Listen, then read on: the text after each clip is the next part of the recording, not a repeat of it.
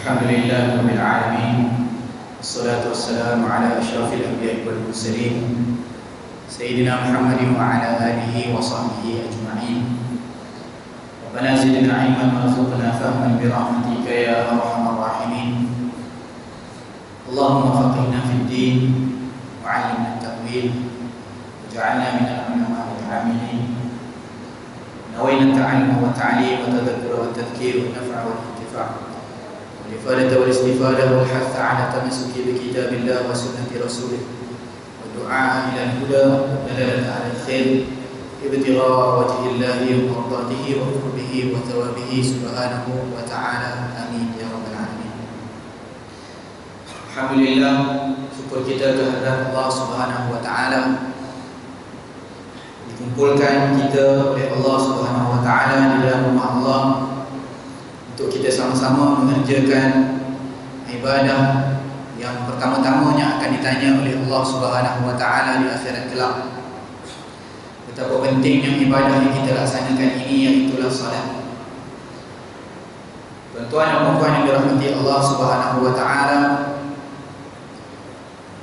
untuk tazkirah pada malam ini, insya-Allah kita nak ambil topik yang ringan-ringan sahaja untuk kita isikan di antara waktu maghrib dan juga isyak. Intizar salat, tunggu waktu salat yang berikutnya. Jangan lupa untuk kita berniat i'tikaf di dalam rumah Allah.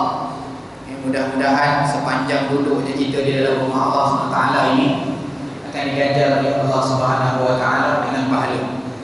Dengan syaratnya kena niatlah, niat i'tikaf. Sebab orang yang duduk niat dengan tak niat sama aja duduknya. Cuma kalau kita niatkan i'tikaf, pahalanya berterusan. Kalau tak diniat, duduk saja ajalah. Tapi duduk saja pun insya-Allah kita isikan waktu antara maghrib dan isyak ini dengan kita berkongsikan kepada ilmu-ilmu Allah Subhanahu wa taala, peringatan-peringatan untuk diri saya dan juga dikongsikan bersama-sama dengan tuan-tuan, untuk kita jadikan panduan, bekalan, muhasabah kita dalam kita melalui kepada kehidupan kita di dunia ini, dalam kita kumpul bekalan menuju ke negeri Allah, negeri akhirat yang kekal abadi.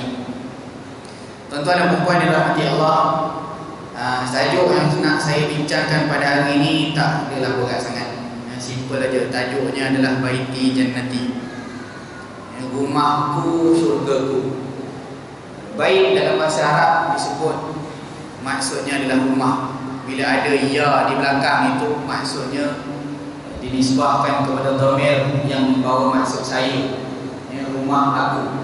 Begitu juga dengan kalimah jannah. Jannah ni maksudnya syurga. Bila tambah dengan ya di belakang itu, maka syurgaku. Begitu. Macam nama saya pun Fahmi. Asalnya fahmun, kefahaman. Campur ya belakang tu, kefahamanku. Jadi orang yang nama kebanyakan belakang ada ai tu, biasanya dia nisbah kepada dhamir yang bawa maksud saya lah, tapi tak semua. Baik, yang kita nak bincangkan adalah rumahku, syurgaku. Apa yang dimaksudkan tuan-tuan dengan rumahku, syurgaku? Syurga ni apa dia tuan-tuan? Syurga ni satu tempat yang tak ada orang yang tak nak pergi. Semua orang nak masuk syurga.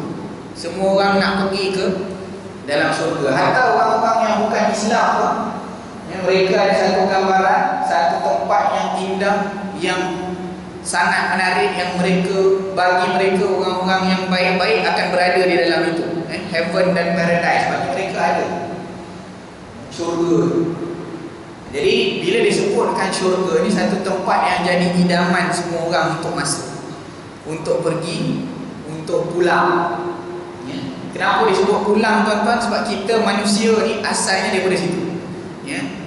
Moyang kita, datuk kita, iaitu Sayyidul Bashar, iaitulah Nabi Adam alaihi salatu wassalam. Nabi Adam kan asal-asal duduk dalam syurga, dikeluarkan oleh Allah Subhanahu wa taala, turun ke bumi, dan akhirnya nanti ditapis manusia-manusia ni, siapa yang beriman kepada Allah Subhanahu wa taala akhirnya akan pulang balik dia ke tempat asalnya, iaitulah syurga. Jadi bila kita cerita rumahku, syurgaku, tuan-tuan, rumah macam mana yang nak digambarkan dengan syurga? Iaitulah rumah yang semua orang rasa nak balik. Kalau rumah tu berperang, gaduh laki bini, suami lagi suka lepak kedai mamak sampai 2-3 pagi, berbanding daripada balik rumah, tuan-tuan agak syurga dah rumah. Dia tak jadi tempat balik. Dia suka lagi berada di luar rumah daripada di dalam rumah. Begitu juga dengan isteri. Kalau isteri itu lebih suka bertanda dia ke rumah orang lain, tak suka balik rumah sendiri, maknanya ada something lah di rumah dia yang menyebabkan dia tak nak balik rumah. Jadi rumah yang macam ini, bila disebutkan tempat yang orang tak nak balik, macam mana nak disebutkan syurga? Sebab syurga ini adalah suatu tempat yang semua orang apabila dah masuk tak nak keluar. Apabila dah masuk tak nak keluar. Ini syurga. Melainkan ada seorang je yang masuk keluar balik. Siapa dia? Iaitulah Sayyidina Rasulullah sallallahu alaihi wa ala alihi wasallam. Nabi kita, junjungan besar yang pegang kunci syurga. Yang mana Nabi sallallahu alaihi wasallam bila masuk dalam syurga, keluar balik sebab apa? Umat aku yang ada di luar sana masih belum selesai. Umat aku yang aku nak berikan syafaat kepada mereka di luar sana tu masih tak selesai. Nabi walaupun dah ada kunci syurga, orang pertama yang masuk ke dalam syurga Allah, tapi memikirkan nasib keadaan umat baginda. Cari aku di sirat, cari aku di Kautsar, untuk aku syafaatkan. Ini kasih sayang Nabi SAW. Dah masuk syurga, keluar balik tuan-tuan untuk cari umat. Tapi kalau kita dah masuk syurga ni, tuan-tuan, tak ada orang nak keluar balik lah. Tak ada orang nak keluar balik dan duduk dalam nikmat. Jadi bagaimana kita nak bentuk yang kita sebutkan rumahku syurga? Iaitulah maksudnya orang yang ada di dalam syurga itu, yang ada di dalam rumah itu mestilah terdiri daripada orang-orang yang menyebabkan ataupun suasana yang menyebabkan kita rindu untuk balik ke rumah. Syurga kenapa semua orang nak masuk? Sebab kenikmatan yang ada di dalamnya, minta apa nak semua ada. Apa yang diharamkan oleh Allah Subhanahu Wa Taala masa dekat dunia ni semua jadi halal kat sana. Dengan syarat dekat dunia tak ambil lah yang haram tu. Orang yang teringin nak minum arak, atas muka bumi ni haram, tapi dalam syurga dihidangkan dengan satu sungai daripada arak. Semua benda-benda yang diharamkan Allah atas muka bumi, tunggu syurga nanti insya-Allah boleh dapat. Jadi itu keadaannya, suasana ataupun orang-orang yang berada di dalamnya. Kita nakkan bidadari-bidadari syurga, orang-orang di dalamnya, keadaan-keadaan, kenikmatan-kenikmatan yang berada di dalamnya menyebabkan kita rasa rindu untuk masuk dalam.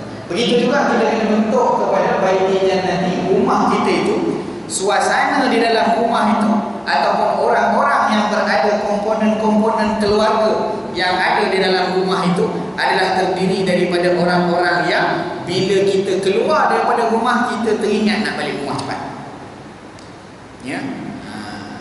Tak kira lah apa dia. Mungkin masakan isteri. Kita pergi tempat kerja, kita makan dekat kafe, tak sama lah dengan masakan isteri. Aku tak boleh challenge lah. Tak boleh challenge. Jadi dia teringat-ingat balik tengah hari nak balik lunch, dia teringat nak balik rumah. Ini orang yang hatinya terikat pada keindahan yang ada di dalam rumah. Jadi kita sebutkan tadi, antaranya adalah suasana yang baik, dan juga sebenarnya yang membentuk kepada suasana ini adalah komponen keluarga yang ada di dalam itu. Siapa dia tuan-tuan? Ada suami, ada isteri, yang mana suami dan isteri ini kalau ada anak namanya ibu, namanya ayah, dan ada anak-anak. Biasanya dalam rumah tiga ni, kalau family yang besar sikit, cucu dia duduk sekali mungkin, ataupun ada tambahan bibi ke seorang lagi mungkin, pembantu rumah. Itu satu disebutkan sebagai satu komponen keluarga. Jadi kita nak ambil tajuk ringkas, kita nak tengok orang yang macam mana kita nak bentuk apa yang dinamakan dengan baiti jannati ni, rumahku syurgaku, sehingga kita rasa dengan kita pernah lepas kita keluar pergi bekerja dan sebagainya, bila kita balik rumah itu tenang. Sebab apa? Allah Subhanahu wa taala sebut wa min ayatihi an khalaqa lakum min anfusikum azwajan litaskunu ilaiha. Antara tanda-tanda kebesaran kekuasaan Allah adalah Allah ciptakan bagi kamu pasangan-pasangan. Ya. Litaskunu ilaiha, untuk kamu tinggal dengannya. Wa ja'ala bainakum mawaddatan wa rahmah, dan Allah ciptakan di antara kamu itu ada mawaddah, ada kasih sayang, wa rahmah, ada saling belas kasihan.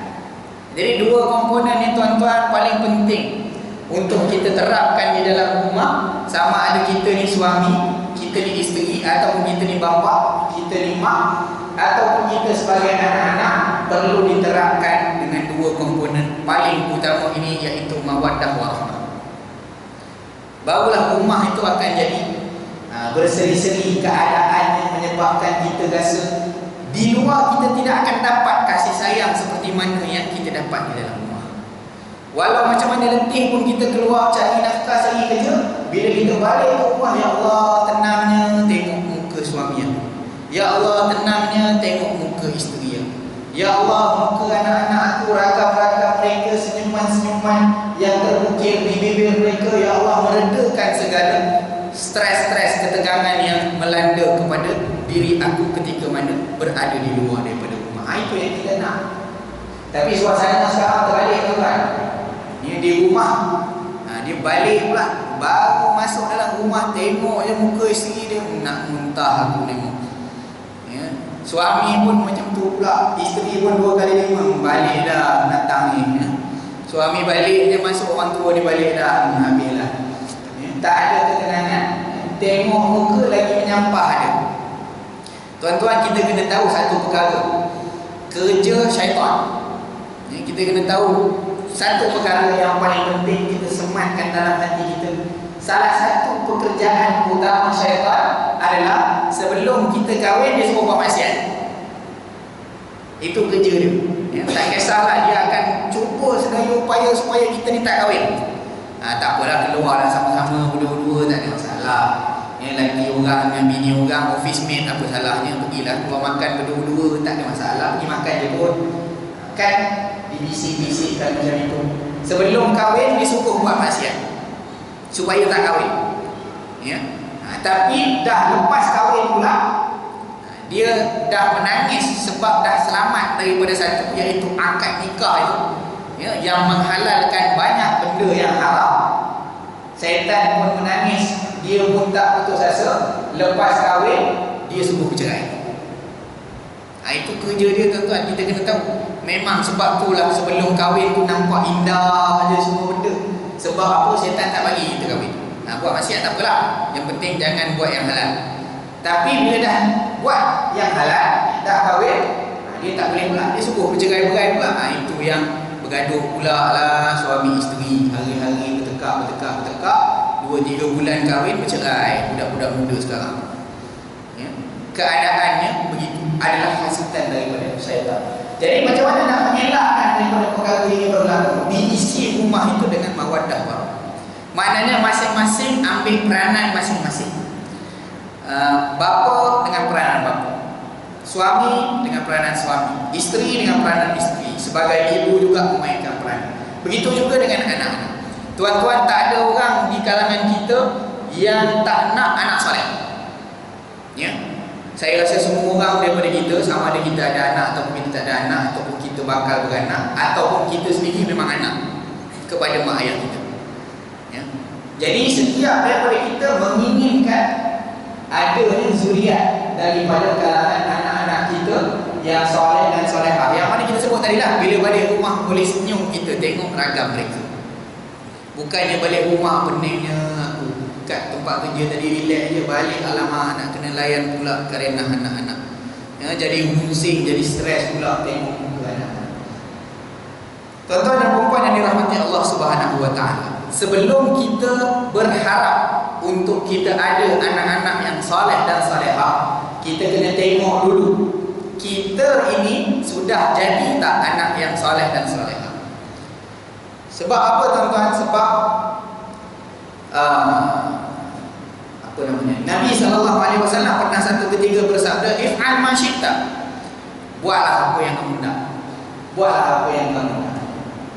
Kama tadinu tudan. Seperti mana kamu buat, begitulah kamu akan diperbuat. Apa yang kamu buat, macam itulah orang akan buat balik kepada kamu. Kama tadinu tudan. Jadi kadang-kadang kita ni penuh dengan pengharapan-pengharapan yang ada. Wah, alangkah indahnya tengok anak orang tu, solehnya dia, bagusnya. Kalau anak dia tu anak aku. Kadang-kadang macam itu datang perasaan. Sebab apa tak, kita nak anak kita soleh. Tapi cuba kita muhasabah balik diri kita. Adakah kita sudah melakukan perkara yang kita anggap kita ini sebagai anak soleh kepada mak dan ayah kita? Ini satu perkara yang kita kena lihat. Kama tadi sudah. Dalam satu hadis lain, Nabi SAW pernah bersabda, satu ketika Nabi mencium kepada cucu baginda Sayyidina Hasan dan Husain radhiyallahu anhuma. Nabi cium Sayyidina Hasan dan Husain kerana kasih sayang Nabi SAW pada mereka. Kemudian ada seorang sahabat yang duduk di sebelah Nabi, namanya Aqra. Jadi Sayyidina Aqra bila tengok Nabi SAW cium Sayyidina Hasan dan Sayyidina Husain, dia tengok, oh Nabi sayang kat budak-budak rupanya. Lalu dia pergi pada Nabi SAW dan dia berkata pada Nabi, wahai Rasulullah, kalau kau nak tahu, aku ada 10 orang anak di rumah. Aku ada 10 orang anak di rumah. Tapi seorang pun daripada mereka tak pernah aku buat seperti mana yang kau buat, iaitu aku tak pernah cium mereka. Maka apa yang disabdakan oleh Nabi SAW? Nabi bersabda, man la yarham la yurham. Siapa yang tidak mengasihi, tidak akan dikasihi. Sama macam tadi tuan-tuan, kama tadi tuan.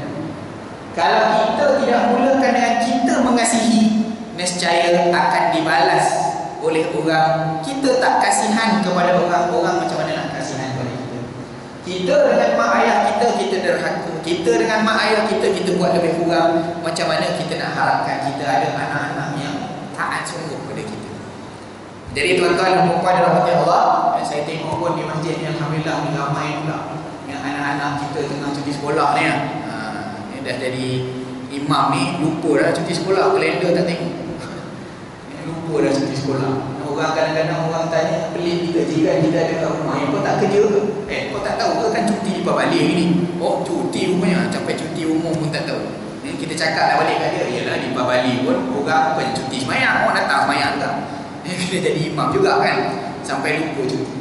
Tengok keadaan cuti-cuti sekolah, alhamdulillah anak-anak kita yang dihantar untuk ni tujuan apa? Nak bagi jadi soleh.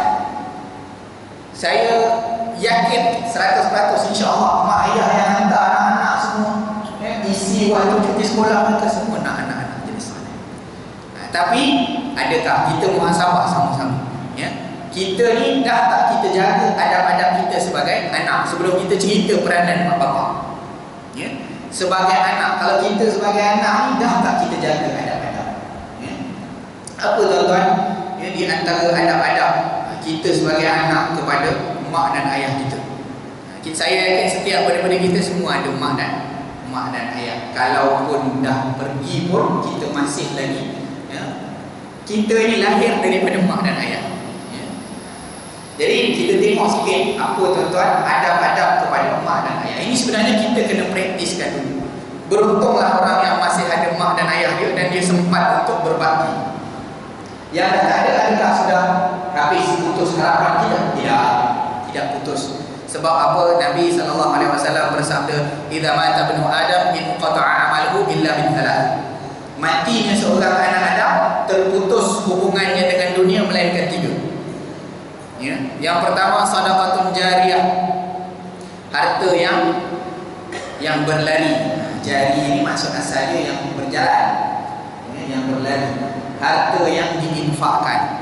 Yang itu RM1 yang dia bagi memang confirm milik dia. RM10,000, RM100,000 yang dia simpan belum tentu dia punya. Setengah orang kata apa? Rezeki saya kumpul duit ni. Kumpul duit, hak yang dia infak tu sikit je, padahal yang itu yang confirm dia punya. Masuk akaun terus, walaupun 10 sen bagi masuk dalam tabung, hak 10 sen tu terus masuk akaun. Cuma akaun tu tak nampak lah tuan-tuan, tak ada statement dia lah. Itu hikmahnya Allah rahsiakan pada kita pahala. Statement ni tak ada, tak nampak. Kalau kita simpan duit boleh pergi bank minta keluar statement. Tapi dosa pahala tak ada statement, melainkan tunggulah yaumah hisab, hari perhitungan. Waktu tu minta statement boleh tak? Memang akan diletakkan statement. Tapi bagi orang yang disebut ada iman, kepercayaan, dia bagi 10 sen tu dia percaya 10 sen ni dah saya kau nak, memang aku punya dah. Tapi yang disimpan kata belum tentu kita punya. Orang kumpul duit, simpan duit banyak-banyak, dia kata ada manfaat dia, insyaAllah. Sempatlah insyaAllah kita simpan ini nanti, sempatlah ambil manfaat. Yang mana tahu tuan-tuan, yang diinfak itu confirm manfaat. Tapi yang simpan belum tentu. Sebab apa? Mana tahu kita simpan duit, tak sempat nak manfaatkan, nak rasa nikmat duit yang kita simpan tu, Allah tarik nyawa. Mana kita nak tahu? Saya ataupun tuan-tuan, saya rasa tak ada seorang pun yang boleh jamin dekat sini yang umur kita boleh bertahan lagi seminit. Kalau tuan-tuan ada yang boleh yakin umur tuan-tuan akan bertahan seminit lagi, boleh angkat tangan. Tak ada. Saya yang tengah cakap ni mungkin saja tiba-tiba Allah tarik, mana nak tahu? Tak tahu tuan-tuan, semua kita tak tahu. Jadi kalau katalah Allah tarik duit yang ada tu, siapa yang manfaat? Kalau dapat anak isteri hak ini ingat kita, tak apalah dibuatkan, kena beri Allah, dibelanjakan, disedekahkan bagi pihak kita, tak apalah. Ingat anak-anak dia tu. Dapat isteri, tanah kubur kita merah lagi, habis edah dia, kawan baik kita masuk bina. Tak kelabu mata tuan-tuan. Simpan duit ratus-ratus ribu, juta-juta, tiba-tiba pusaka turun ke isteri kita, kawan baik kita masuk minat, hak kita dapat kat kawan baik kita yang kita simpan, konon-kononnya kita nak manfaatkan. Belum tentu tuan-tuan. Sebab tu orang kata rezeki ni adalah suatu perkara yang dah confirm dapat. Itu baru nama rezeki. Kalau belum masuk mulut tuan-tuan, belum nama rezeki. Macam kita lah lepas ni, lepas habis isyak ni, kita pun teringin nak makan apa, pergi beli sop tulang ke apa ke, tiba-tiba teringin, kita pun bawa balik, bawa dekat ahli keluarga kita.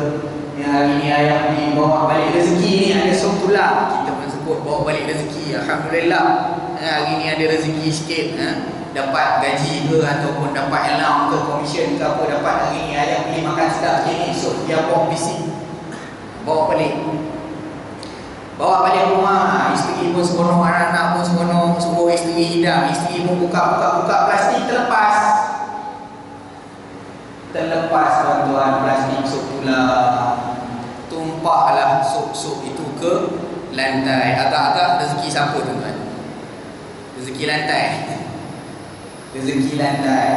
Walaupun kita sebut itu rezeki, selagi tak masuk dalam mulut, belum rezeki lagi, belum tentu rezeki kita. Sama juga dengan duit kita pegang, kita simpan banyak-banyak dengan harapan kita nak dapat manfaat, belum tentu tuan-tuan. Tapi yang kita bagi pada orang, percaya dengan iman kita, akaun sedekah jariah berjalan. Walaupun setelah kita mati, duit yang kita infakkan, masjid kata nak repair tandas lah, nak buat apa, kita pun bagi repair tandas. Selagi mana tandas tu elok diguna di orang, kita dah mati pun berjalan lagi pahala. Setengah orang dia kata repair masjid je dapat pahala, repair tandas masjid nak dapat pahala. Itu susah. Bila nak renovate masjid, cepat dia dapat dana. Bila sebut nak repair tandas masjid, tak saya lambat sangat dapat dana. Rupa-rupanya ada silap faham, repair tandas masjid ni tak sebesar pahala repair masjid. Tak tuan-tuan, tak. Apa sahaja yang kita infakkan, insyaAllah. Itu yang pertama. Yang kedua adalah ilmu yuntafa'u bihi, ilmu yang beri manfaat. Mana kita mengajar orang, ajar orang, apa yang orang tu amalkan. Kalau kita ni jadi pencetus, kita sebut apa pencetus, maknanya adal alal khair kafa'ilihi, orang yang tunjuk kepada jalan kebaikan, dia dapat sama macam orang yang buat baik walaupun dia tak buat. Begitu juga sebaliknya, tunjuk kepada yang jahat pun dapat juga sahamnya walaupun dia tak buat. Jadi ilmu yuntafa'u bihi, kita ajarkan pada orang sesuatu, orang tu disebabkan kita ajar dia amalkan pula sesuatu benda itu. Contohnya orang tak pernah tahu Nabi SAW istighfar istighfarnya sehari minimum 70. Dalam satu riwayat lain 100. Orang pun tahu, oh dah tahu sekarang ni, baru aku tahu. Dia pun amalkan. Selagi mana dia amalkan itu, orang yang tukang bagi tahu tu, walaupun yang tukang bagi tahu tu tak istighfar pun 70 kali, tapi dia dapat pahala orang yang dia ajarkan tadi. Ini namanya ilmun yuntafa'u bihi. Dia tak ada keluar apa-apa pun duit. Tapi dia ajar benda baik pada orang, orang amal tanpa mengurangkan sedikit pun pahala dia. Mana dia baca istighfar, kata kalau kita dapat sedikit pahala tu, pahala dia kurang? Tak, langsung tak kurang pahala dia, kita dapat. Begitu juga kalau kita ajar buat jahat, kata Nabi, walau bisyatri kalimah, tunjukkan kepada kejahatan walaupun dengan setengah kalimah, dapat sekali saham dia. Yang kita bagi tahu dekat, kita tahu dah kawan kita ni muka macam rumah, bukan muka je macam rumah, memang dia kaki macam rumah. Ya, kita pun bagi tahu, haji aku dia pergi umrah 2 minggu, tak ada orang kat rumah dia 2 minggu. Kita pergi cakap pula kat dia. Ya, dia yang asal-asalnya tak tahu, jadi tahu, dan disebabkan kita tolong bagi tahu dia macam rumah haji aku, contoh. Jadi walau bisyatri kalimah, walaupun tak ada kalimah dia, tunjuk je tu. Betul? Tu. Itu je pun dapat tuan-tuan saham dia. Yang kedua dan yang ketiga ini kita nak cerita ni tuan-tuan, waladun saleh yad'u lahu. Ini tak putus tuan-tuan. Anak saleh yang mendoakan kepada ibu bapa. Jadi kita ni buat aset sebenarnya tuan-tuan. Kalau tuan-tuan beli rumah, tuan-tuan takkan beli rumah ataupun takkan beli tanah yang tuan-tuan tahu dalam tempoh kalau simpan 10 tahun tak ada apa manfaat dia dapat. Ni rumah ni tak ada orang akan beli, ya, harga pun takkan naik kawasan ni. Biasa tuan-tuan takkan beli itu buat aset. Apa yang tuan-tuan akan beli untuk buat aset adalah tuan-tuan tahu dah perancangan rumah ni aku beli 200,000, aku simpan dalam tempoh 15 tahun, harga dia jadi 1.8 bilion.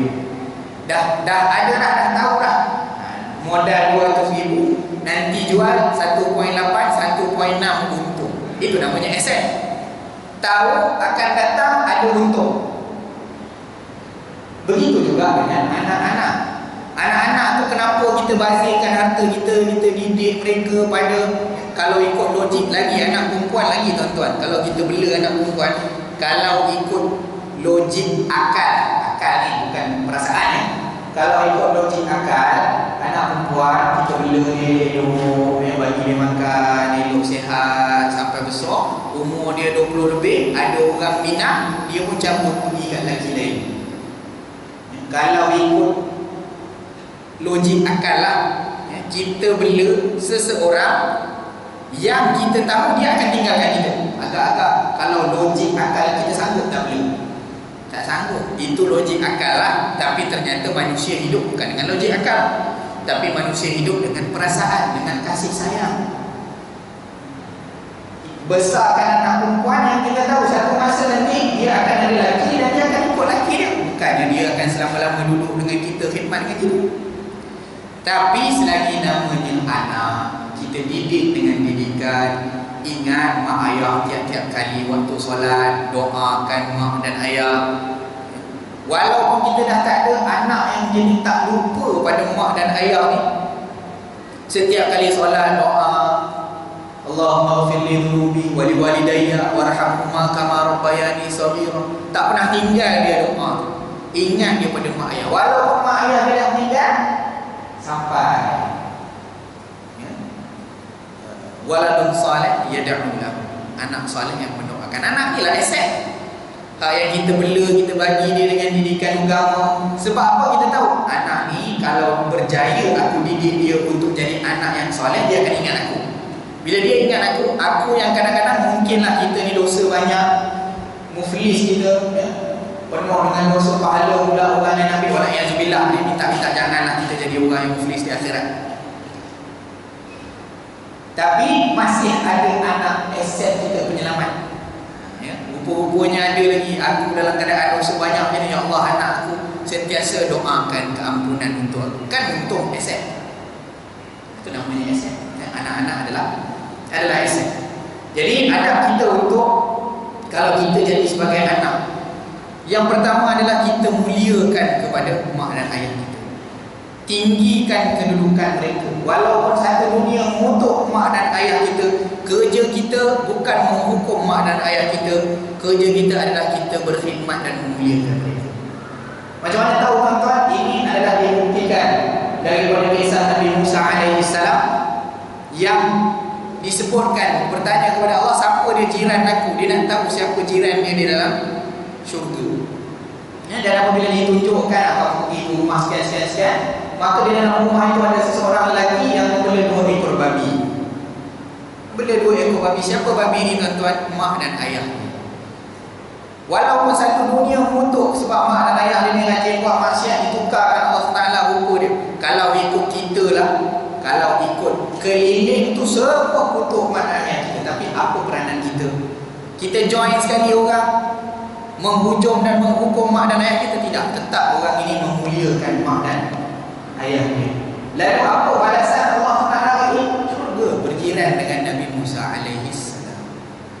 Ya, menunjukkan bahawa kita muliakan kedudukan mak ayah. Ya, jangan direndahkan kedudukan mereka di hadapan orang lain. Ya, apatah lagi mencela. Mencela mak dengan ayah hukum lagi tak boleh tuan-tuan. Ya, sebab ada hadis Nabi sallallahu alaihi wasallam, satu ketika Nabi pernah bersabda, di antara dosa-dosa besar adalah seseorang yang mencela ayahnya sendiri. Di antara dosa-dosa besar adalah seseorang yang mencela kepada ayahnya sendiri. Lalu para sahabat rasa heran, wahai Rasulullah, ada ke orang yang nak cela ayah sendiri? Ada ke orang yang nak cela ayah sendiri? Heran. Siapa dia orang yang cela ayah sendiri? Jadi Nabi SAW bersabda, iaitulah seseorang lelaki yang mencela ayah kepada orang lain, lalu orang itu membalas dengan dicela kembali kepada ayahnya. Itulah orang yang mencela ayahnya sendiri dan tergolong di kalangan orang-orang yang mendapat dosa besar. Ya, cela ayah orang, lalu orang tu balas balik pada ayah. Jadi punca siapa antara punca dia lah, dia pergi cela ayah orang, menyebabkan ayah orang tu balas balik daripada dia sebenarnya sendiri perkara tersebut. Ini dapat kita lihat, kita kena ajar anak-anak kita. Budak-budak biasalah, saya dulu masa sekolah sekolah kita tengok budak-budak yang rajin mengejek-ngejek bapa orang kan. Ya, mengejek-ngejek nama-nama ayah orang, memaki-maki ayah orang, dimain-mainkan dengan nama ayah orang, diperingatkan tentang hadis Nabi SAW. Jangan. Kalau sayang ayah pun jangan buat macam itu pada ayah orang lain. Ya, sebab kamu kutuk ayah dia, nanti dia kutuk balik ayah. Ya, hakikatnya kamu bukan kutuk ayah dia, tapi kamu kutuk ayah. Kalau kamu sayangkan ayah, jangan buat macam itu. Ya, ini akhlak yang diajarkan. Ya, kerana menghormati dan memuliakan kepada orang tua ini satu perkara yang cukup baik. Yang kedua tuan-tuan, apa dia yang kita boleh tengok adalah adab seorang anak kepada orang tuanya adalah salam cium tangan. Ini biasa tuan-tuan. Sebab apa? Nampak simple, salam cium tangan, tapi orang yang dia tidak ada rasa kasih sayang, dia tak akan nak salam.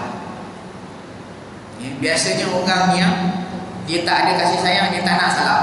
Kalau kita bergaduh dengan office mate kita pun, rakan sekerja, ya, salam sama ada jabat tangan atau salam, memberi salam dengan Assalamualaikum, ini susah untuk dilakukan oleh orang yang ada rasa benci.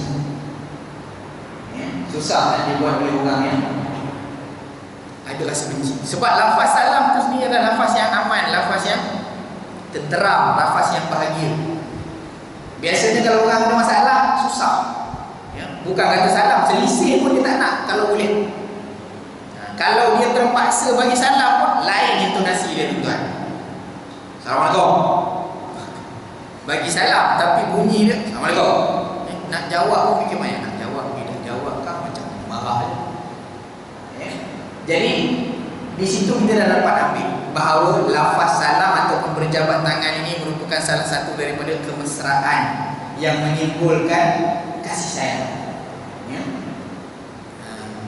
Orang kata apa, kalau dah sayang, bagi apa pun dianggap indah, walaupun Kalau bahasa budak-budak kata apa, kentut pun wangi kan.